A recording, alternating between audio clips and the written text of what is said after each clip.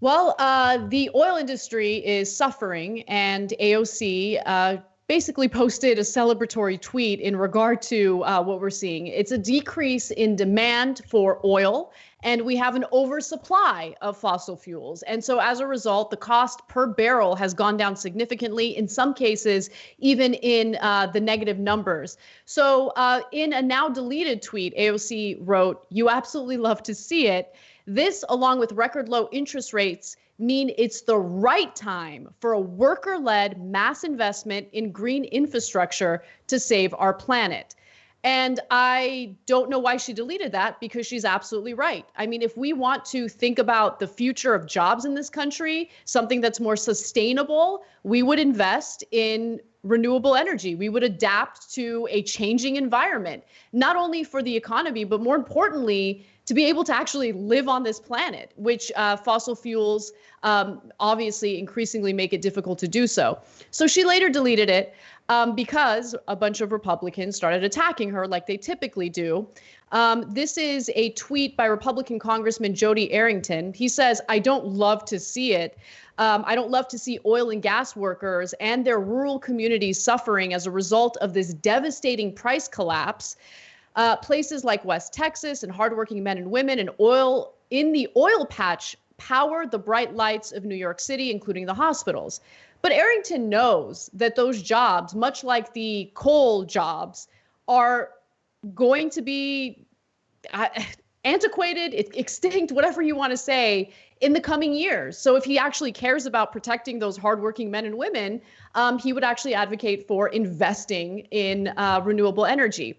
But nonetheless, since the fossil fuel industry is really struggling right now, Donald Trump wants to come in and save the day. I'll give you the details on that in just a second. But Cenk, I'd like you to jump in first. Progressives have a plan that's in the Green New Deal for how to help and transition workers in industries that are hurting us. So whether it's coal or oil or the insurance industry, it's not like they didn't think of that. Of course, they thought of that. Their top priorities, American workers. So they have a great plan for that.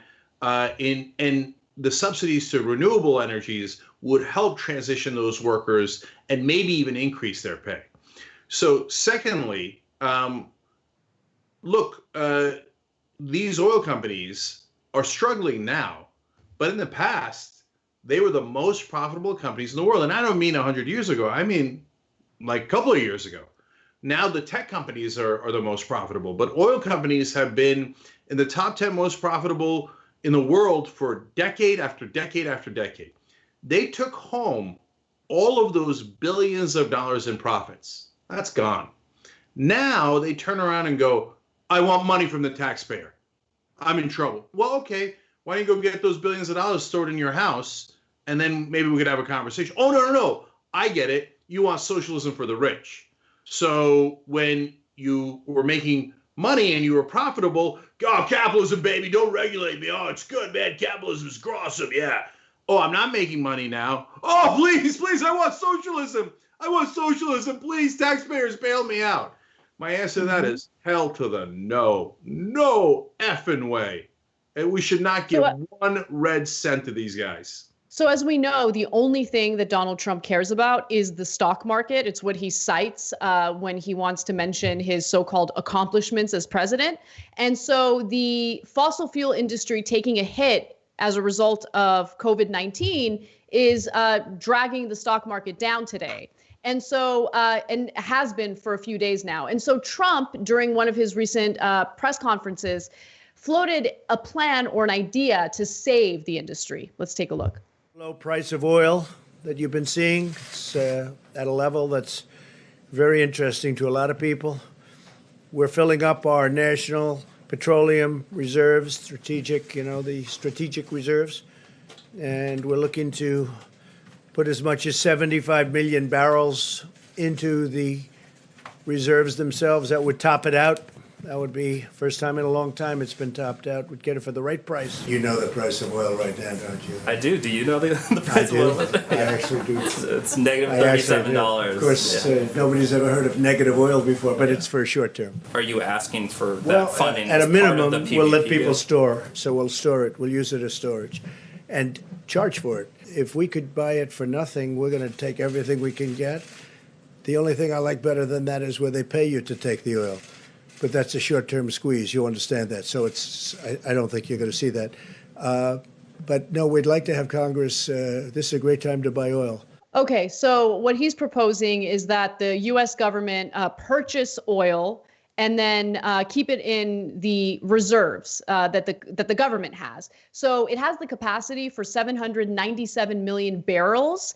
And as of March of this year, the inventory was already at 635 million barrels. So there is some, suspicion that he's going to have the government rent more space in order to purchase more oil because there's an abundance of supply. This is a form of a subsidy because he's buying oil that they cannot sell in the open market and oil that we don't need because we have a massive amount of reserves, as Anna just pointed out to you. So it's a way of helping his donors who are oil executives. And so that's how we get robbed.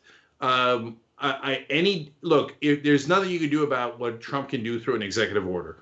But if they try to pass any legislation, any Democrat that votes for 1 penny going to the oil companies should be primaried, should be thrown out of office.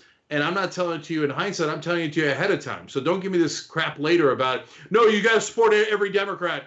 No, I'm telling you ahead of time. They should not support Donald Trump.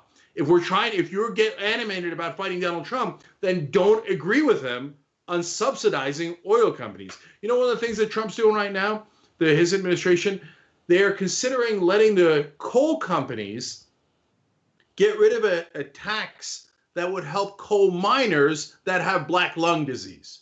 Then they pretend they're doing it for the workers. No, they can let the workers die from black lung disease and catch a tax break because they found a good opportunity during a crisis. That's how these guys operate. It's never for your benefit. Thanks for watching The Young Turks. Really appreciate it. Another way to show support is through YouTube memberships. You'll get to interact with us more. There's live chat emojis, badges. You've got emojis of me, Anna, John, JR. So those are super fun. But you also get playback of our exclusive member-only shows and specials right after they air. So all of that, all you gotta do is click that join button right underneath the video. Thank you.